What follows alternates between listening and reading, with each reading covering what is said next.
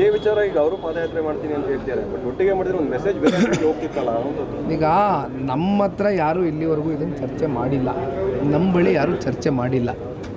ಭಾರತೀಯ ಜನತಾ ಪಾರ್ಟಿಯಿಂದ ಯಾರು ಕೂಡ ಸನ್ಮಾನ್ಯ ಕುಮಾರಣ್ಣ ಅವ್ರಿಗಾಗಲಿ ನಮಗಾಗಲಿ ಈ ವಿಚಾರಕ್ಕೆ ಸಂಬಂಧಪಟ್ಟಂತೆ ಚರ್ಚೆ ಮಾಡಿಲ್ಲ.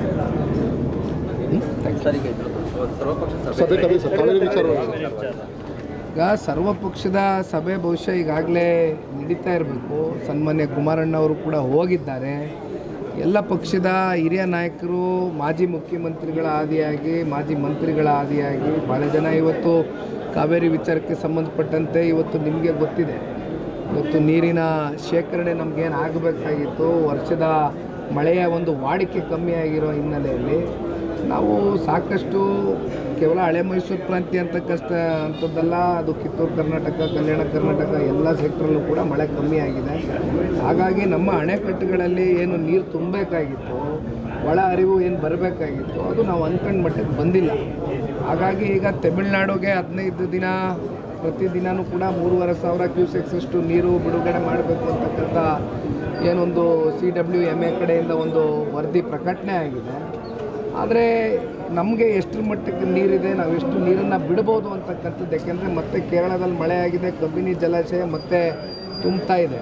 ನಿನ್ನೆಯಿಂದ ಅದನ್ನು ಕೂಡ ಹೊಸದಾಗಿ ಸುದ್ದಿ ನಾವು ಕೇಳ್ಪಟ್ಟಿದ್ದೀವಿ. ಆದರೆ ಇವೆಲ್ಲ ಸರ್ವಪಕ್ಷದ ಒಂದು ಸಭೆಯಲ್ಲಿ ಮಾಜಿ ಮುಖ್ಯಮಂತ್ರಿಗಳ ಆದಿಯಾಗಿ, ಹಿಂದಿನ ಮುಖ್ಯಮಂತ್ರಿಗಳ ಆದಿಯಾಗಿ ಕೂತ್ಕೊಂಡು ಒಟ್ಟಿನಲ್ಲಿ ನಮ್ಮ ರೈತರನ್ನ ಉಳಿಸ್ತಕ್ಕಂಥದ್ದಕ್ಕೆ ಯಾವ ರೀತಿ ತೀರ್ಮಾನಗಳು ತೊಗೊಳ್ಬೇಕು ಅಂತ ಚರ್ಚೆಗಳಾಗಬೇಕು, ಆರೋಗ್ಯಕರವಾದ ಚರ್ಚೆಗಳಾಗಬೇಕು. 13ನೇ ತಾರೀಕು ಕರ್ನಾಟಕ ಬಂದ್ ಕರೆ ಕೊಡಬೇಕು, ತಮ್ಮದು ಬೆಂಬಲ ಇರುತ್ತೆ.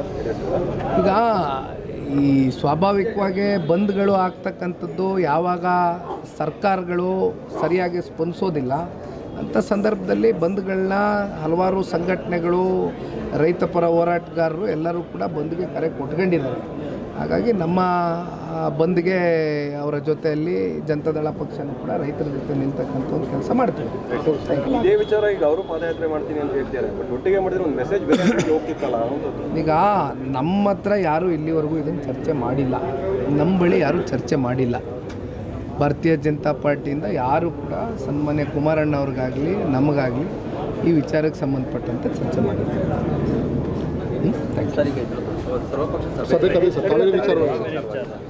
ಈಗ ಸರ್ವಪಕ್ಷದ ಸಭೆ ಬಹುಶಃ ಈಗಾಗಲೇ ನಡೀತಾ ಇರಬೇಕು. ಸನ್ಮಾನ್ಯ ಕುಮಾರಣ್ಣ ಅವರು ಕೂಡ ಹೋಗಿದ್ದಾರೆ.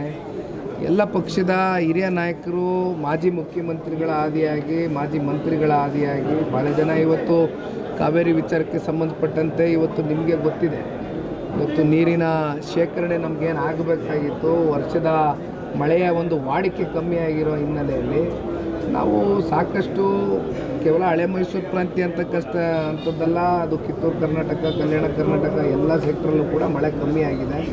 ಹಾಗಾಗಿ ನಮ್ಮ ಅಣೆಕಟ್ಟುಗಳಲ್ಲಿ ಏನು ನೀರು ತುಂಬಬೇಕಾಗಿತ್ತು, ಒಳ ಹರಿವು ಏನು ಬರಬೇಕಾಗಿತ್ತು, ಅದು ನಾವು ಅಂದ್ಕೊಂಡ ಮಟ್ಟಕ್ಕೆ ಬಂದಿಲ್ಲ.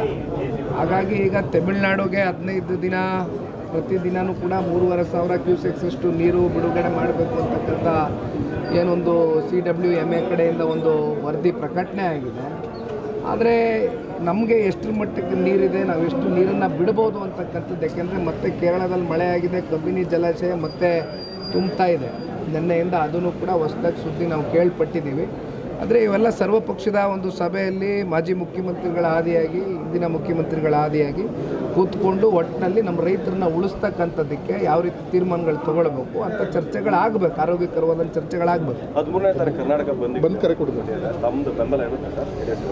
ಈಗ ಈ ಸ್ವಾಭಾವಿಕವಾಗಿ ಬಂದ್ಗಳು ಆಗ್ತಕ್ಕಂಥದ್ದು ಯಾವಾಗ ಸರ್ಕಾರಗಳು ಸರಿಯಾಗಿ ಸ್ಪಂದಿಸೋದಿಲ್ಲ ಅಂಥ ಸಂದರ್ಭದಲ್ಲಿ ಬಂದ್ಗಳನ್ನ ಹಲವಾರು ಸಂಘಟನೆಗಳು, ರೈತಪರ ಹೋರಾಟಗಾರರು ಎಲ್ಲರೂ ಕೂಡ ಬಂದ್ಗೆ ಕರೆ ಕೊಟ್ಕೊಂಡಿದ್ದಾರೆ.